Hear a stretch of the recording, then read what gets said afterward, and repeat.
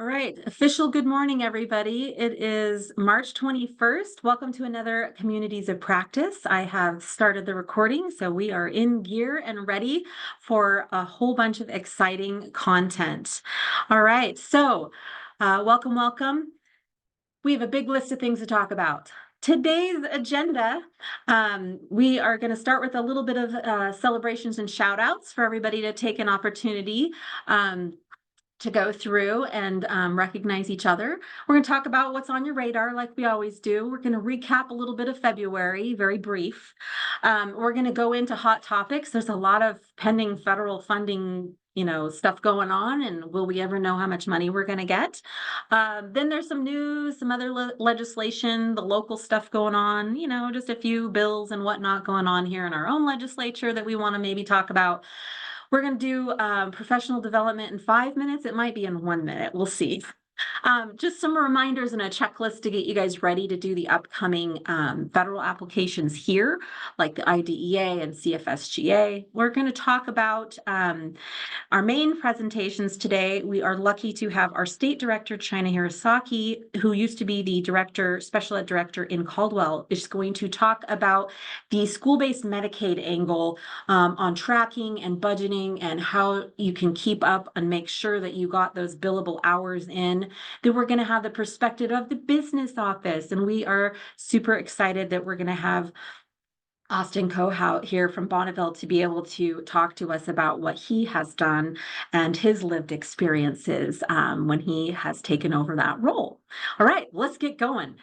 My celebrations this month is really happy spring break, because half of y'all are on spring break and you're going to be watching a recording, because I got lots of out of office emails and then a lot of people saying, oh, I'm not there. Will you record it and when will it be posted? So we're going to do our best to get those posted as soon as possible. I have some more help this month, so those will be out a lot faster because there's so much going on.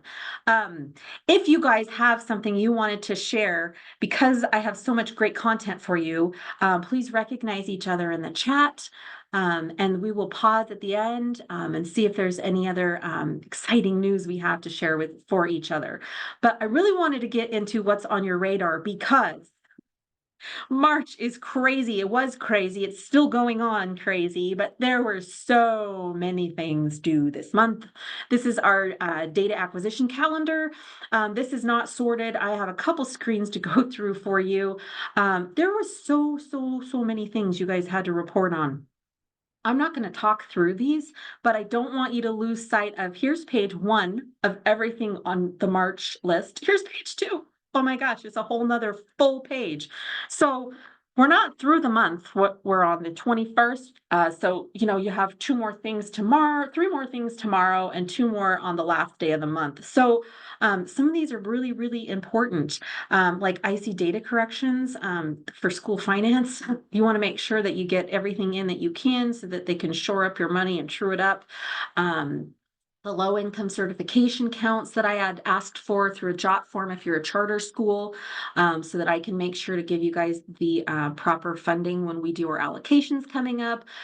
There's just so much. So I don't want you to lose sight of huge lists, laundry list. But now look at April. Let's celebrate this moment together, because April looks a lot nicer. So small. Again, I'm not going to read these. They are super important. Somebody needs to be in charge of these and be keeping everybody, on the list in your district ready to go to be able to address these. But I have such exciting content. I'm not going to dwell on these this month. Okay, let's do a quick recap of February. We did an overview of the Department of Education, the federal level. And we talked about how education is really it's the primary role of the state and local responsibility. The feds kind of give some guidance and have kind of a framework and a structure for us and helps provide certain funding streams that help offset some of our own expenses. They're just kind of supplementing the work that we're doing. But we talked about that and how really it's a predominantly state local role, right? That's what we like to hear. And that means that we get to address our needs on our own local level. So we talked about that.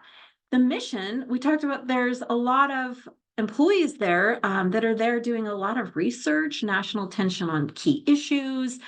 So there's a lot of work there. Some of it really gets down to civil rights protections and prohibiting discrimination, but their role is in a different level than on the state and local role. You guys are out there. You're putting the band-aids on kids, you're doing the teaching, the professional development, helping with your constituents' concerns, trying to implement all of the new rules that are going to come out of the state legislature soon here. So that, you know, your role is very different from their role, and that's kind of what we were trying to highlight there. Then we did a little breakdown of some internal controls, and the reason I was trying to hit hard on this is because it's audit season. It's you know, you might be on the magic list, as I call it, where we're going to come and do, you know, a fiscal monitoring, and we want to make sure that you have the right policies and procedures, cash management, separation of duties. So we talked about that, the segregation of duties, making sure that you guys have different people that are signing the checks and doing the balancing of the bank statements, making sure that there's no ability for anybody to be able to, you know, accuse anybody of fraud or abuse, anything like that. So it's a protection for yourself, but it's also a requirement if you take federal funding. So that was something that I wanted to hit on to make sure that you knew that federal programs and special ed reviews, they're all going to be looking to make sure that you have those in place. Now let's get into hot topics because there's a lot going on. I wanted to start with there was a news article that came out, and I've got the link here on Idaho Ed News. It came out that I was aware of as well about they've elected to have some state auditors start looking in to some of the disparities, gaps, shortfalls. They're going to look at school funding LEA to LEA. And this might be a response to the fact that there's so many bills and things coming out about, well, obviously the facilities needs, right? So they want to look at that, look at the disparities, try and figure out what that would mean, who's hurt the most, or how this would equate if we do what, this or that. Special education has been out there because, you know, we've been, you know, making note of the fact that a lot of you guys have a lot higher percentage of special ed students than what's represented in the current funding formula. Hence some of the changes that have come out for the proposed funding formula and some of the weights and things that were in there. And the different demographics, they want to talk about that. They want to review those things, urban versus rural. Do you have levies, or is it a levy desert? You cannot pass one for anything. So all these things they're going to be looking at. And the review is really going to help provide policymaking insights. That's the goal, from what we know. So just have that on your radar and know that this is another thing that's coming out of this session.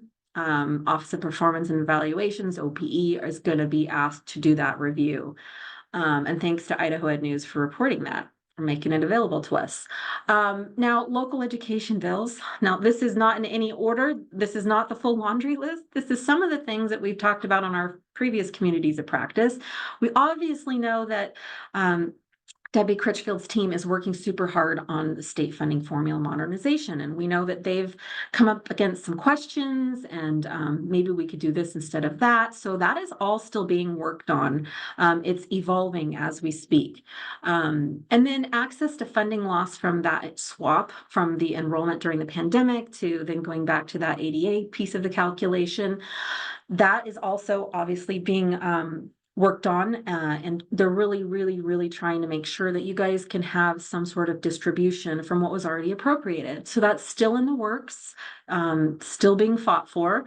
We know that there's been some changes to the advanced opportunity funding where they've kind of revised some of the eligibility on some of the courses and different pieces tied to that. Empowering parents has also changed a little bit. There's definitely some conversations going on there, like what should be included and possibly tuition for maybe even private school tuition. So there's lots of buzz, chatter, discussion going on there.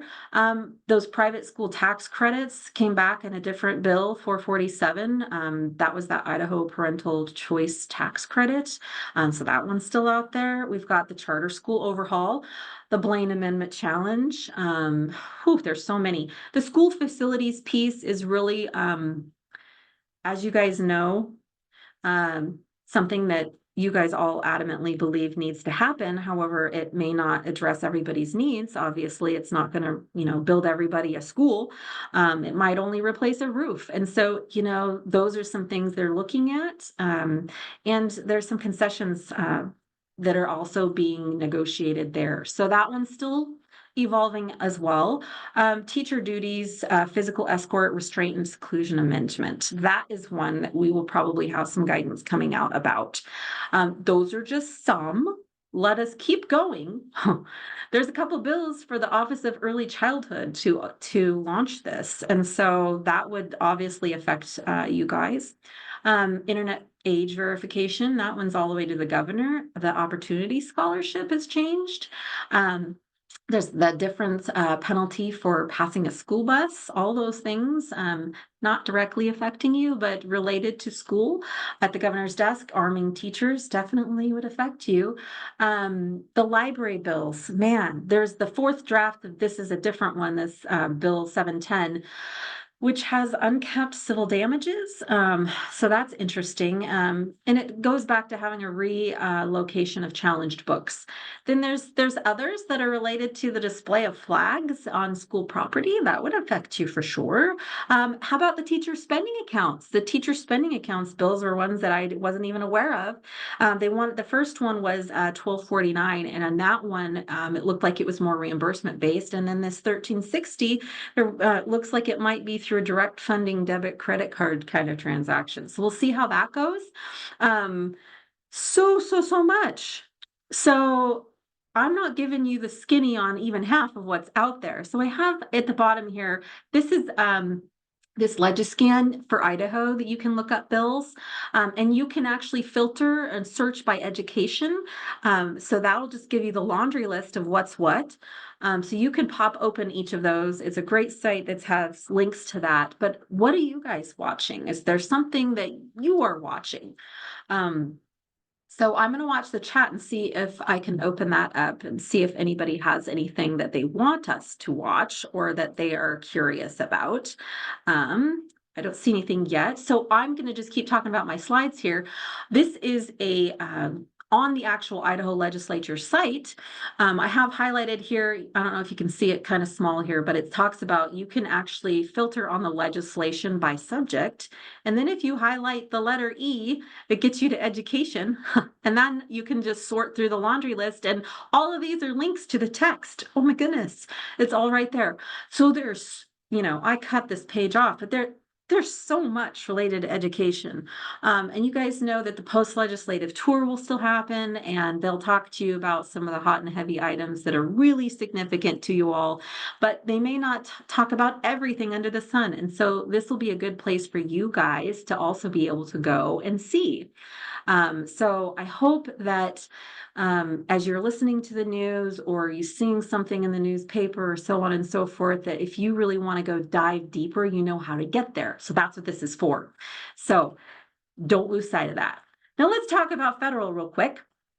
They say a deal has been reached because tomorrow, incidentally, is the third or fourth continuing resolution deadline, which education is inside of. So the text still has to be, it hasn't been released. I was watching last night and this morning. I don't see anything yet, but hopefully by tomorrow or sometime soon, this will come out. Now, Speaker Johnson also has this rule about having his members have 72 hours to look at it. The main hangup that we're told is over the U.S.-Mexican border security. So what does the reality mean? So the 22nd, that's tomorrow. That if they can get it done, we would know at least about how much we're getting. Overall, we won't have our state allocations quite yet, but we would at least know if it went up slightly or was completely stable. We'd at least know, right? That's what we're looking for. But Congress may have to pass another continuing resolution, even just to cover that 72 hours for them to look through it, which this is my superhero face. What? So we're not sure. We're hoping to have this information soon and we can send out some bulletins to you guys. But we have seen some buzzwords out there that non-defense spending is really still flat. It's really still going to be flat. So there's been a lot of buzz out there on different news sites. So I had a link to one if you guys are interested in using it. So we're expecting flat. Now, Here's something interesting to look at. This came from the federal education site. What I wanted to show you here is the blue is basically what we're seeing in presidential requests. The green is what actually gets enacted. So they're shooting for the moon, it sometimes seems, but with good intention. There's other years where it's not super far off. You'll notice these last 2 years for 24, we don't know yet, to be announced, to be determined. The same with 25. But you guys, we're hoping just to be flat with 23. So now you can see what that looks like. So if you guys have context here, and then we actually send it out and say, hooray, it was 89 million. We know it was just a hair more than 23. So still pretty flat. And when I say flat total for the whole country, our state would also get different distributions based on other factors. But for your purposes, if you know overall that it's going up or down, it can still be helpful for you as you guys are doing budgeting. Now, I wanted to talk a little tiny bit about proposed budget highlights that are coming up. They're really talking about the proposed 25 budget is going to be about a 4% increase from 24. But remember, that was the proposed. It's not enacted. But again, good content, good intention that they're looking for. They want to increase aid for schools with high poverty. No programs got eliminated or consolidated in their proposal. They want to increase funding for schools for students with disabilities, for English language learners, to address the educator shortages, recruitment of those, professional learning. I'm skimming because I've got, like I said, awesome content I want to get to. Another message here, and this I have the link to the actual press release, that Biden's budget is looking to really try to invest in those evidence-based strategies and partnerships across different agencies, cradle to career. They're really trying to make that investment. And to also help build pathways to post-secondary avenues. And again, we've got some numbers in here, that 4% increase that they're looking at, hopefully, fingers crossed. The word increase is what I'm looking for. And I'm sure you guys are too. So just things to keep in mind. Now, a couple highlights program-wise that might be important to you all is that part of that proposed budget is that Biden was looking for an increase to Title I, like a nice one. I mean, haven't seen a nice increase for a while. And part of the premise of this is that they realize that this is a good way to target the schools that have possibly the most needs.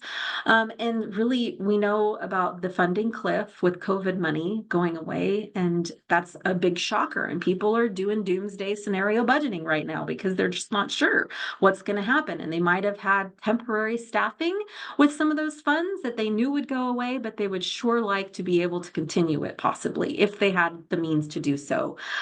So I know you guys are all doing probably lots of different case scenarios. So that's just one to, fingers crossed, if this one came through, that would be very impactful. There's also a proposed increase for teacher quality. Imagine that. They want to have a lot of great grow your own programs and invest in that to try and prepare teachers better. So really, man, if that could go through, that'd be amazing. So we're going to keep watching. We're going to have our fingers crossed. They also are proposing a big boost to students with disabilities programs. And I know you guys know this because the statewide average is about 13% of our populations in our schools in Idaho are special education. So we know that the money that we distribute from the feds to you guys, it's not even close to 20% anymore. It's usually, depending on the district, 15 to 18% of your overall special ed costs. That's all that money is offsetting. So any boost to the federal funds would be super helpful. We just know that. So keep an eye out for that. Also some early learning preschool grant boosts. Very exciting. Something that's not very exciting is a boost to why they're saying they need a boost in funding for the Office of Civil Rights, and that's because of the number of complaints that they're investigating. It's almost tripled since 2009, just kind of gradually over time, but quite a big swing. So you guys know that sometimes those things do need to get investigated. So that's not good news, but some of those are pieces that we just want to be aware of and keep on our radar so we can communicate it out to you if these things do actually come in higher so that we have some context behind it.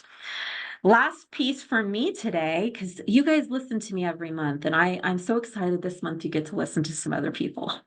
But let's talk about prepping for these federal applications, because the CFSGA has a lot of arms and legs, as you know, and then the IDEA Part B application as well. And there's different pieces that different people in your district or your LEA may need to fill out. So not a full checklist, but one to at least start thinking about, because we'll be opening those up in May. And then we need those back in June so that we have the ability to approve your budget and say, oh, yes, they want the money and they have a legitimate way that they're proposing to spend it. We're going to set aside that allocation for them to begin on July 1st, even if the final application stuff doesn't happen till later. Now, we need to make sure you have credentials. So who is going to do it? You got to have a plan. Who's going to gather the different calculations? Who's going to do it, submit it, all that stuff. But somebody's got to have credentials, right? The timeline to get all that data is important. So we want to make this plan early if you can. Who's on contract or off contract when we fill this in? This happens in the special ed side because maybe the director is off contract for a while, or the person that's tracking their child count, and I'm like, hey, I need that. And so they have to call somebody. And so make sure that you have all that information up front if you can. The applications themselves don't have a lot of new information that we request. About how is your year-end budgeting too? How's that looking? When I say year-end budgeting, I mean, where are you going to land? You guys are forecasting where you're going to land for the final push through the end of the school year. Will you have carryover? And in what funding stream? Are there any carryover restrictions that you might have per funding stream? And then who and how do I request that carryover of? So all these things, do we have it? Do we not? Who's going to do it? Susie retired. Does anyone else know how to do it? All those things. Start thinking about it now. The earlier, the better. And I probably will keep sounding like a broken record here in the next couple months, but make sure you have that in place, because, when I get 180 some odd applications to review and I only have a week and a half to get it done, I do still want to help everyone, but I really need you guys. And I know that federal programs would say the same. We need you guys to get in there earlier and just start working on it so that any questions or problems that come up, we can help address sooner than later. All right, you guys, nothing new here. Now, we have an exciting presentation today. We're going to start by welcoming China Hirosaki. So China hopefully is out there. She is our Idaho Director of Special Education Programs.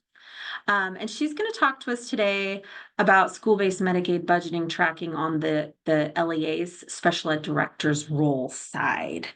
So China, are you out there in the abyss? I am. All right, welcome, China. We're super excited to have you. I'm going to mute myself and let you take over. So welcome, China. All right. I just want to go back and do that first part where Lisa said she was celebrating that it is spring break. That is accurate. My kids are on spring break. I'm in my baseball gear here, ready to head to a baseball game to support. I got my Ridgeview gear on, so that is why I am here. But Lisa wanted me to have the opportunity to share with you, so definitely wanted to make this a priority here. So I apologize for my non-professional attire today. I want to preface this and start by saying this by no means is the end all for how you might monitor this. This was just a scenario, a mechanism that I used in Caldwell. It worked for Caldwell at the time. So happy to share how we set it up and how we tracked things, the things we thought of, how we followed up and closed up things like that. But again, it's a sample. There are a variety of ways that this can be, these types of things can be tracked and monitored. So starting off, some of the things that I considered as I was looking at the Medicaid budget, things to consider: what services are being billed for. As you know, there are a variety of school-based services that a school district can bill for. For purposes of Caldwell and some of the things that you will see going on, We receive the majority of our Medicaid reimbursement for those CHIS services, in particular the behavior intervention services.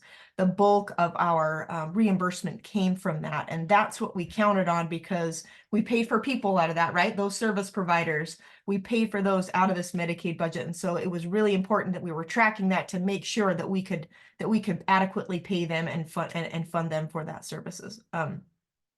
And then something else that you're looking at is how many students are receiving that service, right? And what is the frequency and duration of that service? That's important for you for planning. In the case of, behavior intervention, is that student receiving that for just a portion of the day, or is that a service that's being done for the bulk of the day? And is that every day of the week? Is that twice a week? Those things are important for planning this budget. And then what is the rate for that service by provider type? As we know, depending upon who's providing that service, that reimbursement rate differs and it varies, right? And so it's important that you are identifying what that reimbursement is based on the credentials of that service provider. What is the funding source for this service provider? I say this here, and I used what we call was a do not bill list. So I'll explain that a little bit. We had a setup where we had behavior interventionists who had an assignment to support a student or students, plural. But then we had things come up during the week where you've got a service provider who's absent, you've got a kid who's absent, right? And so in an effort to, especially for contracted service providers, in an effort to make sure that they still had work so that you don't lose folks, right? Because they're missing out on opportunities to be paid. We constantly were looking and knew who we could plug in where, right, to work with folks. And so they might be working with a different student that was billable. And so as that shifted around, we needed to be very careful that we weren't having folks that were plugging in and being a substitute who might have been funded out of, for example, the IDEA funding, right, the IDEA budget. And so we had very specifically a list on there to where we knew these employees are primarily paid out of our IDEA application. And so if they are asked to fill in and they normally complete the SDR sheet for that when it came to my Medicaid biller, she would match those two and she'd be like, oh, this is great data because we need this data, right, to track IEP goals. However, I am not going to submit for billing on that because we don't want to do this double dipping piece. So that's just something that we had in place, again, to monitor that aspect. And then another one to consider is the service provider an employee or a contractor? And this was really important for us because employees, obviously, typically are allowed leave time, right? They've got sick leave, they may have vacation leave, they may have personal leave, however it's set up in your district. So if you have them set to where they're in your, you're paying for them out of that Medicaid budget, you've got to remember that if they're sick or they're not billing for that day and you've budgeted for it, you're actually losing money for that day because you're still paying their wages, but you're not getting any reimbursement, right? Whereas a contractor, typically, in my experience, they work and get paid on the same day, right? So if they're taking off, then we just don't pay them for that day, right? So we're not losing money, so to speak, with that regard. So that's just something else to be mindful of as how you are establishing and setting that up for yourself. Go ahead, Lisa, next slide. Perfect. And so this is something that we had set up. Again, it was helpful for us to organize. We had 10 schools and we had quite a few students who required services. So this is an example of how we set it up, really primarily tracking students who required those CHIS services again, so those BI services. And we organized this so that we could identify contractors, which contractors or which company was providing the service provider for that, how many hours that they were working with that student. And then that hourly rate is really important because that's by provider type. And so as I worked with those agencies, I knew whether or not I was getting, a paraprofessional, a technician, a specialist, or a professional. And all of those are at different rates, right? And so it's important that I'm identifying that. So for example, if you look at that line 1, That 34.48 rate, that was a technician rate. And then if you go down below, then you see a 39.44, a couple of rows down, that was a specialist rate at the time. And then the one below that, that 54.40, that was a professional rate. And so as you can see, that's a big discrepancy between that. And if I wasn't delineating between those, I would be off, right, on my on what I suspected for the reimbursement, and then also what I expected to pay my contractor for that particular service. So that was something that we made sure that we were monitoring. Next slide, Lisa. This was another mechanism that we instituted for purposes of really me as the director making sure that I knew if we were on track or not with what I had anticipated we were going to get for reimbursement. And so this is something that my Medicaid coordinator would do weekly when she received the SDR sheets. And this is an important part because this is the actual monitoring of billing, right, that's taking place. So this is important for a couple of reasons. So firstly, for timely and accurate student data that's reported on those sheets, right, that we are submitting, the monitoring of reimbursement, and then identifying whether or not there was a need for additional staff training on billing, because we would see that based on the information that came in. It's like, oh, I'm not sure that this particular BI really understands the data that they need to put on here. It's not quite what we need for submission to Medicaid to be approved. So all of those things helped to provide really input for me as a director. So to give you an example of how this played out for that is, so employees and or contractors who were billing for BI services during the week, they were required to submit a weekly tracker, which will be the next slide that I'll talk about, and as well as their billing sheets that they utilized for that week. So then the Medicaid coordinator would review the billing sheets, and then she would fill in this spreadsheet based on the content of those billing sheets. And then from there, we would meet weekly. We set aside an hour every Wednesday. That was just our Medicaid budget check-in. And so I was able to go in with her and see by building who I expected to have been billing because of the services for those students. And then I would ask questions. So for example, you see that first line that says Wilson BI specialist. So I knew for that particular position, that person was a specialist position, and they were expected, based on who I knew that they were working with, to have billable hours all week, right? To have billable hours all week. And so the Medicaid coordinator would go through and she would put in here the hours that were spent dedicated to those BI services billable each day. So it looks like on that Monday, she billed only 0.3 of an hour for those services. And then you look at the staff below that, that Monday, she billed 7 hours worth of reimbursable services there. Next day was 6.8 hours. And so this helped track, and it was helpful for me. We typically went off of the overall weekly average, because I averaged entirety about, I needed staff to bill about a certain average, and typically it was about 5.5 hours a week for us to to be on the same trajectory to hit what we needed for our Medicaid reimbursement. So this helped me be able to look and see at a week at a glance by building if we were on track and if we were not. And then of course I was able to see, so for example, here you can see that that week of May 1st through the 5th, that weekly average was about 3.6. So I keep that in my mind.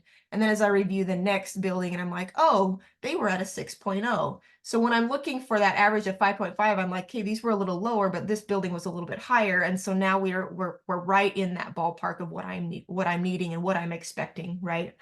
In addition, this helped me some additional notes that help clarify and answer questions for me that the Medicaid coordinator would put in.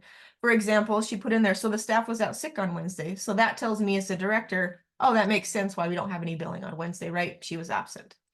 And then down below, you can see, so that NB for us, that meant non-billable. So this helped me know in particular that those paraprofessionals, they didn't have any billing because they were working with students who were non-billable. So that might have meant that they weren't eligible for Medicaid. That might meant that they didn't have, they might not have had a service. In particular, the students they were working with might not have had that service. for that period of time. So that just gave me an explanation as to why those folks didn't have billing for that week. Again, it helped me to know what that looked like. Another thing that we would put on here, so you can see on there where it says date correction sent. So my Medicaid coordinator would also put in there if there was some type of a discrepancy in the billing sheet that needed a correction. So for example, if they didn't sign off on it, they didn't sign that they had done it, or if there was a discrepancy in the date, they might have messed up the dates, they might have messed up the time, something that needed to be fixed before we could submit. She would notate the date that she sent it back to the employee. And so then for the next week, she would go back and identify any that she had sent back and verify that the correction had then been completed and sent in, and then she would clear that out for that week, and we would know that we were good to go and good to move on.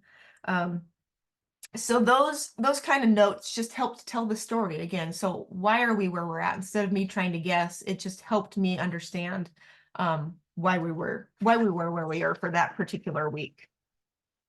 And so I mentioned from before that we used a weekly tracker. So why is this important? This was super important for us because we had so many service providers, right? And it was really hard for me to identify whether or not we were maximizing our reimbursement for services that we already had to provide, right? Medicaid wasn't driving the reason for this, but we knew that we already had to provide it for IDEA. So now I want to make sure that we're maximizing what we already are required to provide. And so this helped us cross-reference. And it helped us cross-reference for missing billing sheets. It also helped us cross-reference for double billing and then student need. So what I mean by that is, for example, staff name here, Gavin O'Neill, he submitted this along with his billing sheets for the week of March 2nd through the 6th. My Medicaid coordinator would now look at the billing sheets and be like, okay, it looks like he's reporting that he worked with Bob from 7:30 to 11:15. I'm now going to find those billing sheets and make sure that they match, right, with those service times. Great, those match up, perfect. I know I've maximized that billing for that particular time. Then I'm going to look on Tuesday. It looks like, oh, he's sick, so I shouldn't have any billing sheets for that. I shouldn't have any missing billing sheets because there wasn't any, right? And then if you look down to, so for example, take a Wednesday, it looks like that service provider had a little bit of a choppy day, right? He was working with a variety of students, and this is where this really is helpful, is because at times we've seen for service providers, they may forget some of these things, right? And so she would be able to match, hey, you said you worked with Bob from 9:30 to 9:45. I don't see a billing sheet for that time. Because you said you got, can you verify, did you in fact work with Bob? And the service provider oftentimes would be like, yes, I did. I'm so sorry. I forgot to submit you my billing sheet for that period of time. Great. Would you mind sending that in? Right. And so then we were able to verify those pieces. And then again, that piece at the bottom, they're telling me that they worked with Jess. So I knew what they were doing for that part of the day. They worked with Jess, but I shouldn't expect billing sheets for that part of the day because Jess is not billable. So I'm able to, again, match that up. And then this other that was really helpful because they're outlining what they're doing for the day. So this double billing is really important because, you've got other related services that may be going on. So a student that has BI services, they might also be getting pulled for speech and language or OT during that time. And so it's important. This helps us cross-reference that when we get another billing sheet for that time, we can say, hey, it looks like you said you were working with Bob from 7:30 to 11:15, but OT says that they were working with them from 11 to 11:30. There's a 15-minute crossover here. Can you explain, tell us where in fact was that student, right? So then we can know which billing sheet we need to follow. Because obviously we also want to maximize that, is that I would have told my BI provider, you are stopping your billing and we are taking the OT because that OT reimbursement is higher, right, for that time. So we are going to bill for that period of time. And then it's also conversation back to the team. It's like, hey, I need you guys to get on the same page and communicate because it looks like you were both claiming the student at the same time. So I need you guys to communicate about that because there appears to be a little bit of a misunderstanding on who's taking over for that student at that time. And then there is that this was helpful for student need. And I say that because take the example of Jess here for a minute. It says Jess is not billable, but as we know, there's a variety of reasons why a particular student might not be billable. And some of that may be attributed to the fact that we just haven't done all of the eligibility requirements for that, right? As we know for CHIS, you have to have a department approved assessment, you have to have, an FBA. There's things that qualify a student leading up to that you can bill for. And so in that particular case, if it was just that some of those things hadn't been done for Jess, this helps me as a director to look at that and say, I noticed that this service provider is consistently providing support to this student throughout the day. Hey, IEP team, would you mind talking about Jess? And does his needs see that he might stand in need of this particular service? I don't know. I'm asking you to go back and talk as a service team, as an IEP team, because it looks like we have a para or whoever it is working with them consistently on behavior type supports. So again, that just helped us keep track of student need and then engage in conversations that we potentially needed to. Next one, Lisa. And so that's kind of a very, very quick way that sample of how we kind of ran things there. A couple of other things that we kept up to date on and that you need to be aware of is you need to be aware of the updated fee schedule. That's important, obviously, because if that changes, then that changes your projections for what you're going to get for reimbursement. And also the FMAP percentage. There has been some very significant changes since COVID that I know have really put districts in a quandary because they were actually getting more reimbursement because that state match was reduced during COVID, but now it's slowly creeping back up. And so you need to budget for that expected match. And so that's what I would do in my overall budget. It's not that I just need to cover these expenses for the service. I need to cover these expenses for the service and what I'm expected to pay for my match. So that's also something that I monitored.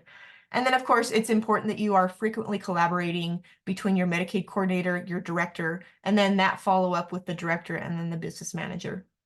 So I would often, when we'd have our leadership meetings, after I would have mine, I would have a projection that I would go in and share with my business manager. Hey, I just want you to know, here's how much we've billed so far. And we've billed $200,000 so far in March. But let me tell you that we still have 2 weeks that we haven't billed for in March. I'm expecting us to get here. We are on track. So I could give them a high level expectations about where we were so that they could have that understanding and either ask me follow-up questions or be like, great, you're on track. I don't have a question or a concern. We're good. We're good with where we're at on those types of things. So that's my very quick summary. And again, just a disclaimer, this is just one way that we did it and it worked for our district. But those sentiments around how we did it are important no matter what you choose. Those are important things that you need to be mindful of as you build whatever monitoring system that works for you. That's all I have, Lisa, unless there's questions. I did have one question that came up in the chat, and maybe you can help answer this as well from the district angle. Someone had asked, I heard you had multiple service providers, maybe from different agencies. Is it required to have an RFP, those requests for proposals for BIs, CBRS, if you are the CBRS workers, if you are utilizing several service providers? And they're saying, I would imagine that if a district just had this one service provider, but because there's such a shortage and they've got lots of other agencies, would we still need to go through that process? And my thought is that sometimes that, you really still need to follow your own district or LEA guidelines that you have in place, because even if it doesn't seem like you need to and they want you to, you're going to want to post that way. And China, I didn't know if you wanted to weigh in on that before you drop off.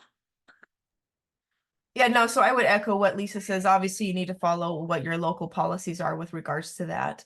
But you're correct. I think that came in from Ryan. We contracted with a variety of agencies, and it truly was to fill a need. We had folks, I had a need for a certain number of folks to meet my students' needs. And some agencies could say, hey, I can give you 2. That's all I've got. Another one say I could give you 3. Great. I'm kind of hodgepodging it together to meet the need.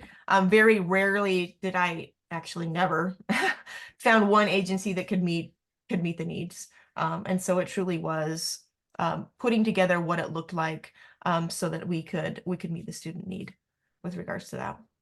Yeah, thank you, China. And I know that, again, we know everybody is sparsely available and you probably feel like you're piecemealing it together, but just follow your own district's guidance because you don't want to be caught with anyone accusing you of favoring one provider over another. So with that, I want to welcome the next presenter, which is Austin. Um, Austin Kohout from Bonneville School District, and he is going to share his slides here in just a minute. And I again want to reiterate what China said about how she has focused on the SPED director side and what they can do to make sure they're able to bill for all the right services that they can, because every dollar counts. And then now we're going to take this side from Austin. So with that, I'm going to stop sharing and welcome Austin. And Austin, you've got the floor. Thank you, Lisa. Happy to be here. Let me get my slides up. So just want to recognize the dedication of you folks for being here 45 minutes into a presentation during spring break and in some beautiful weather for once. So thank you folks for being here. Just a quick heads up, this may run slightly over the end of the 11 a.m. slot we have here today. This will be in a recording posted to the website before too terribly long. So if you have to fall off early, no worries, I won't take offense. Recording will be there regardless. Now, I am from the business office side of things, work in Bonneville School District, and I have the pleasure, I am the federal grant compliance accountant over at Bonneville, meaning I am effectively a second smaller business manager for the district, specifically tied to the federal programs we have on offer. So ESSER, ESEA, and all of our SPED funds. And I'm basically the whole compliance department of my district. So I get to be the mean voice of reason in a lot of these situations. And for a bit of perspective, for Bonneville School District, we see about 350 employees in our SPED department across 24 buildings, roughly 1,700 students with special needs across the entire district. And the most relevant part of our district identity for SPED to this presentation is the fact that we see about a $24 million annual budget for our special ed department, between 3 to 6 of which is comprised of Medicaid reimbursements. That's a relatively large spread. We've seen quite a bit of volatility in the past couple of years between 2 or 3 SPED directors. Our Medicaid billing company has changed a couple times. We've gone from paperless to back to paperless, that sort of thing. And a lot of our experience with Medicaid billing and budgeting is built around that idea of volatility.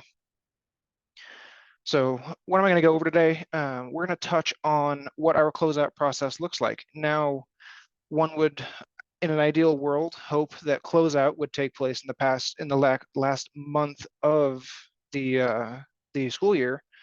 Unfortunately, with the volatility we see each year, we have to prepare for closeout from the very beginning of the year.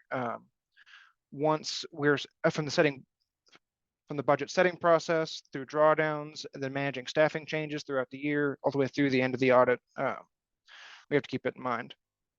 So we're going to start with some fundamentals. I'm sure you guys have heard this to death by now, but it does really form the foundation of how we operate through the entire year.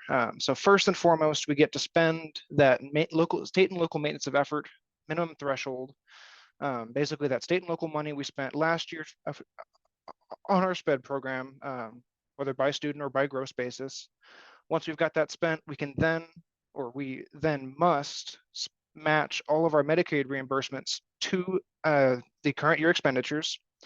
Then once we have met those 2 thresholds, we can then have the opportunity to spend IDEA. We aren't legally obligated to spend IDEA, but we do want to.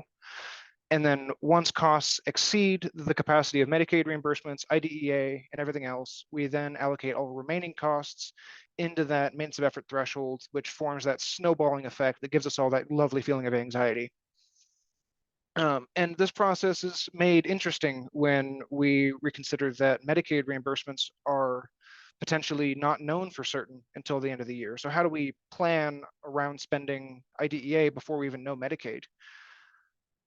We're also going to talk about what the fundamentals of costs to be included in special education. That's obviously defined by the excess cost principle, citations there if you're not familiar.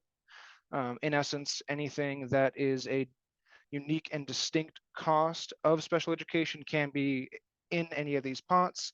If it's not a unique cost to SPED, it may not be. An easy way to think of it is if it's a Chromebook for a regular student classroom or a SPED room, that cannot be an excess cost. But if it's a specialized Chromebook for a visually impaired student, that can be considered an excess cost.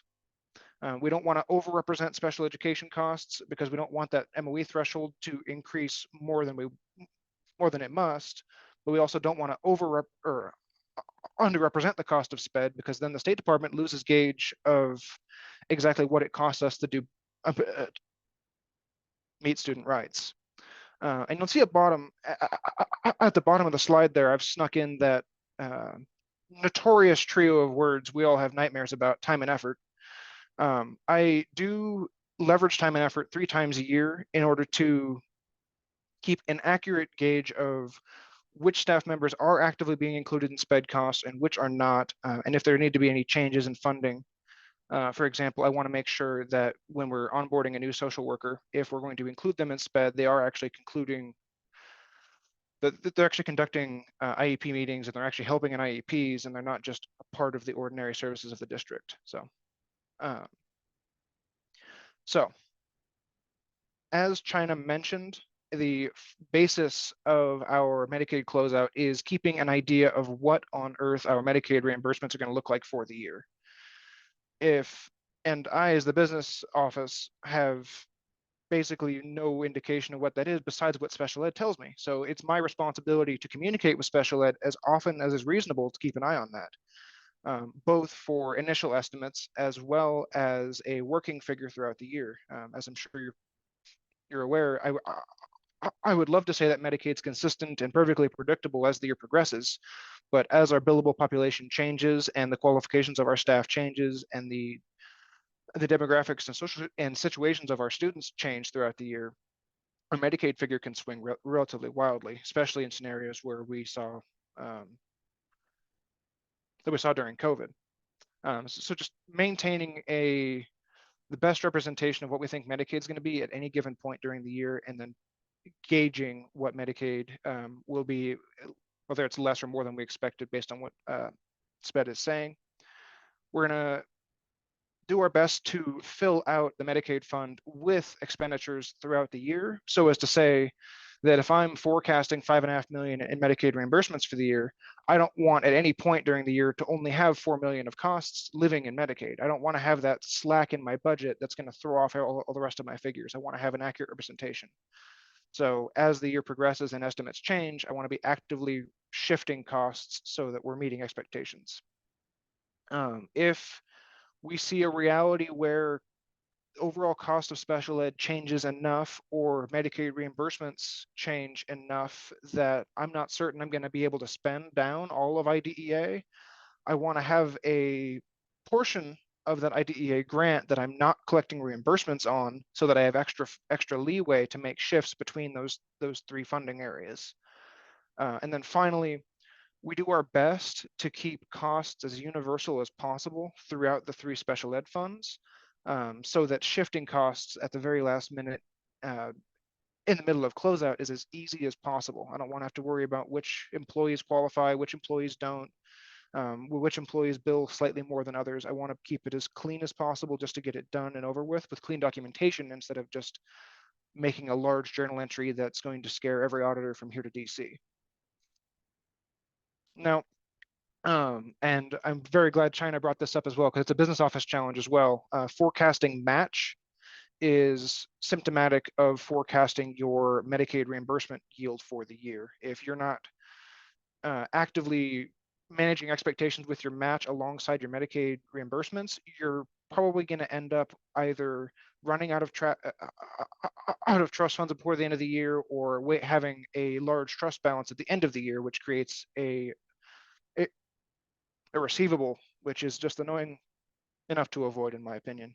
We shoot for spending down our trust balance with the Department of Health and Welfare by May or June each year, and then spending down month to month after that, just so we're not over investing in our trust fund for a given year. We want to make sure that we're actively reflecting current year expenses in our end of year books. And then the last note about how we manage budgets in terms of employee allocation.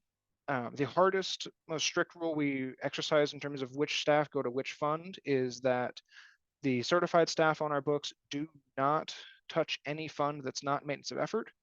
Certified staff remain in 100 in order to support salary-based apportionment. Our classified staff are the ones that comprise the body of our non-general fund-based SPED funds. And once that split has been made, we do our best to allocate staff that bill more to Medicaid within the Medicaid fund itself. And then those that bill less or not at all will ideally live in IDEA, but ultimately as the year shifts, that may not be able to be possible. And as staff are attrited throughout the year, we also make an effort to use that as a vehicle by which to change the cost levels in each fund. Like if we're forecasting a drop in Medicaid from what our initial budgets were, based on what SPED's saying, they're seeing some new challenges. As staff are terminated out of our Medicaid funding, we can then reclassify. I have the opportunity to refund that empty position as it is emptied, so that when we refill it, it's going into a different fund and I'm not worrying about accidentally over allocating into Medicaid once that position is filled. So with regard to that IDEA buffer I touched on, this is the trickiest part of our closeout process. It makes our drawdown records look a little interesting. In essence, as I mentioned, if I smell even a whiff of the possibility that our contribution to maintenance of effort is not going to be very large, or it may not exist, I prepare an IDEA buffer. Now, this is a symptom of an overcorrection from a rather interesting situation a couple of years ago, but it has actually become a very strong practice in the meantime, and I'm going to keep it going, where I have a portion of our IDEA funded population that I select based on which buildings they're working out of, and their billable rate, and I isolate which funds that they're paid for out of, and I essentially hold back any of those account codes from reimbursement throughout the year, so that as I'm conducting drawdowns throughout the year, I'm still collecting reimbursements for most of my monthly costs, but I'm also developing a piggy bank off to one side that I can shift around if needed. And it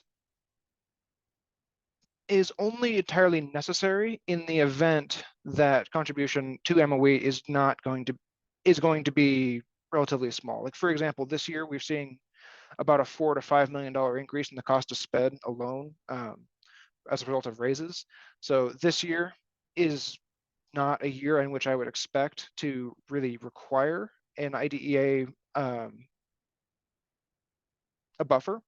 However, next year, when we are then required to meet that increased threshold, and Medicaid may increase next year once we've gotten another year in with our current SPED director and with our current billing company, where our Medicaid billing can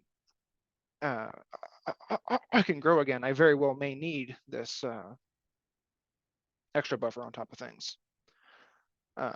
So once we have, so that's all of my mid-year and early year preparation, basically stancing around the idea that Medicaid is going to be inconsistent. In our experience, we have had significant challenges when it comes to having our providers submit billing on a routine and timely basis. We will occasionally see billing submitted 2 or 3 months after the fact, which makes it so that our reimbursements from DHW do not accurately reflect the previous month's billable services. So our forecasting is a little like soothsaying. So when we get our final numbers for Medicaid, we can begin our closeout process. And we define our final numbers for Medicaid as the final reimbursement we can accurately and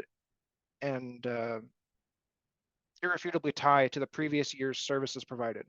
So if I can see that the report given to us from our billing company that the reimbursement we just got on September 1 was tied to June services, that reimbursement and the match that was included in that is going to be added into that previous year's books. And that gives us a little bit of time to get everything finished up right before the audit. So at this point in the year, we've gotten our our complete cost of spend has been captured. We've got our full Medicaid reimbursement captured, and we can then begin that shell game of making sure all of our different funds meet all of their respective thresholds. Making sure we've met our MOE minimum threshold, we can match reimbursements with costs in Medicaid, and then we can figure out if we can draw down all of IDEA and what's going to contribute to a maintenance of effort. So if you had a Medicaid forecast that actually ended up perfectly on budget by a lottery ticket, congratulations, you've done the impossible. We have yet to do that in my experience with Bonneville. It's been volatile enough that it's not been a possibility, but if you can manage it, congratulations. In the event that Medicaid comes in less than we expected, we then pull folks out of out of Medicaid and shift them into maintenance of effort. And we do that by way of altering the payroll records for that employee for the entire year and changing their funding source. And once that is done and journal entries have gone through their approval process, what that leaves is an updated payroll record that shows that that employee that's been transferred has been paid for out of MOE for the entire year. There's no ghost employees living in Medicaid still that are only being transferred over with a really weird, suspicious looking journal entry. We have that clean record for our auditors. And then once we've gotten to the point where a complete employee is too much money to transfer over and it'll over or underspend Medicaid, we just move over benefits to make that small marginal jump over. And then once that's done, we can then draw down any IDEA buffer that was collected just in case, but we haven't needed it at this point. Now, that's how that looks. If you can visualize the spending order of funds as a cascading flow of buckets, when Medicaid reimbursements come in less than what we expect, those excess costs in Medicaid have to trickle down into contribution to maintenance of effort. IDEA has already been fully spent down, so we've got to throw it into MOE. Now, this is the possibility that is more tricky to account for on our end. If Medicaid yields more than we expected, just for example, a couple of years ago, Bonneville saw a $2.2 million reimbursement for Medicaid on September 2nd, outside of the previous year, which was relatively unexpected as a result of backlogging on our billing company side. So we had to account for all that basically out of nowhere. So we then get to have the opportunity to transfer what we expected to contribute to maintenance of effort into our Medicaid fund. Once again, that's just with payroll costs. Most of our costs in special education are to payroll, so that's our first target. Once we clear out that contribution to MOE, we can then take the opportunity for a maintenance of effort exception. This exception is a rare opportunity, but I highly recommend you take it when you get the opportunity. The rules for what an exception can be comprised of are on the slide there for you, as well as the citation. This generally isn't a ton of money you can pull out of maintenance of effort from that minimum threshold, but it's your only opportunity to do so, so I highly recommend it. And in the event Medicaid still needs costs to meet its reimbursement levels, we end up pulling out of that IDEA buffer we prepared earlier, because we are obligated to spend down reimbursements, but we're not obligated to spend down IDEA. So that's the only pool of expenditures we can pull from at this point. So we have to do. And because we have not drawn down those funds out of IDEA for the year, we're not double dipping, and we don't have to worry about any remittance to the state at all. So we've got a nice clean transfer. However, if the buffer you've prepared, or we have prepared, is not enough to cover what Medicaid reimbursements came into, like I said, we had 2.2 come through in September, and we only had a buffer of about $600,000 with a contribution of about 1.2. So we had to find some funds somewhere, and unfortunately, those funds have to still come from IDEA. I lovingly look back at this as the reimbursement of shame, in which we have the pleasure of transferring funds from IDEA that were previously reimbursed, and then you fill out a lovely little form and then send a check up the State Department that makes up the balance of the funds that you had to reimburse, that you had to transfer. In essence, you have to meet Medicaid reimbursements with all of your with costs, regardless of if you reimburse them or not. And this is the consequence of not having a buffer that's large enough to accommodate those needs. And once that happened for us, we took a pretty serious pause and had a conversation with our SPED department to see what on earth had happened. Is this the new normal? Why did our communication lines miss this? Where did the error lie? How can we fix this? Is this something we could have to expect for in the future? That sort of thing. So we've got a bit of a different experience with Medicaid billing. We have a lot of safeguards in place to make sure we don't have to do this again. We could almost call us gun shy on this front, but it has become an extremely strong practice on our end to keep us from having to send funds back to the state in the future. And it's had a couple of other pleasant side effects, primarily where having a constant review of where Medicaid's sitting from the business office side of things keeps it from being this big scary monster living in the corner of my office all year. I can keep hands on it. I can keep an eye on it.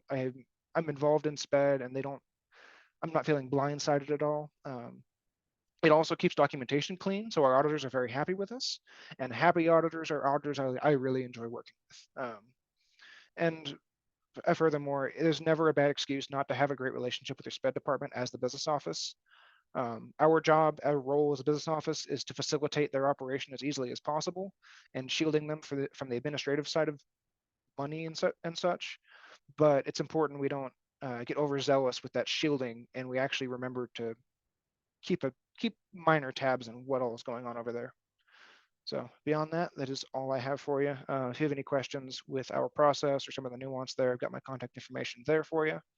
If you're still with us, thank you for joining us, and thank you for sticking around.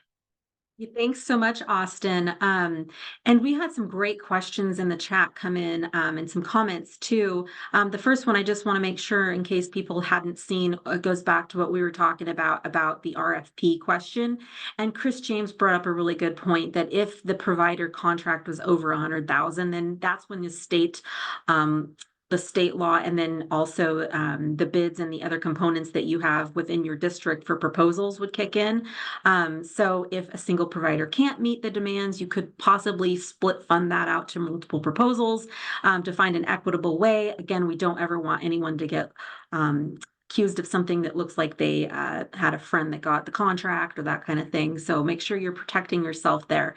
And then Austin, we had a question also that came in that said, for the staff you reserved and did not draw down from IDEA in your buffer, do you go in and claim all their wages at the end of the year? And I believe you answered that on a slide. Yeah. Yeah. So And go ahead. that essentially becomes a revenue accrual. Inevitably, you're drawing down IDEA funds in September, which you can't backdate that. So yes, you do collect it. And then also just a comment back that I had made is we do still want you to draw down throughout the year where you can, but if you're withholding a couple staffing pieces as that buffer, then that's completely okay. Yeah, so thank you so much, Austin, for sharing. If you'll stop sharing, I'm going to reshare real quick just to close us out today. And thanks so much for everybody who's been on. It's been an amazing journey here that we're taking together. And this comes from feedback on the communities of practice, you guys. You guys liked what you saw and said, hey, we need more explanation on those sheets. And I went straight to the source. I got them from China. Thanks to China for coming in today. Thanks for Austin. He's our superhero from Bonneville, giving us his process.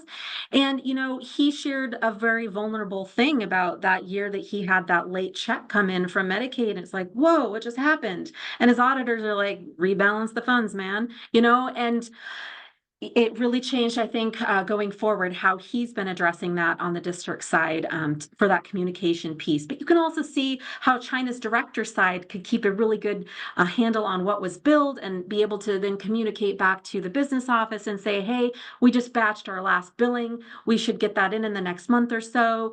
And then when they get that information on the status pay and the Gainwell system, they can say, hey, Austin, start looking for another receivable. Don't finish balancing the funds or whatever. So you guys just need to work together. And that's what this whole community is about. I want to make sure we leave space for some more questions. Penny Lancaster said, thank you so much, Austin. And really, thank you, because if you don't know, you just don't know what someone else might be doing. And why recreate the wheel? Austin's got a great process, and he learned the hard way that he had to send back a little bit of IDEA money, but it was during his audit where he still could reclose out his books. And I put it back in the GRA for him. So it's not a maintenance of effort failure. It's a whoops, we overdrew money. So I just put it back in your bank for you. So if those things pop up, there's always a way that we can work with you. So just know that we're there to support you. And I don't see any other questions, but I'm just going to remind you all that you can call us at any time. This is our special ed contact list. We also have the federal programs team list here.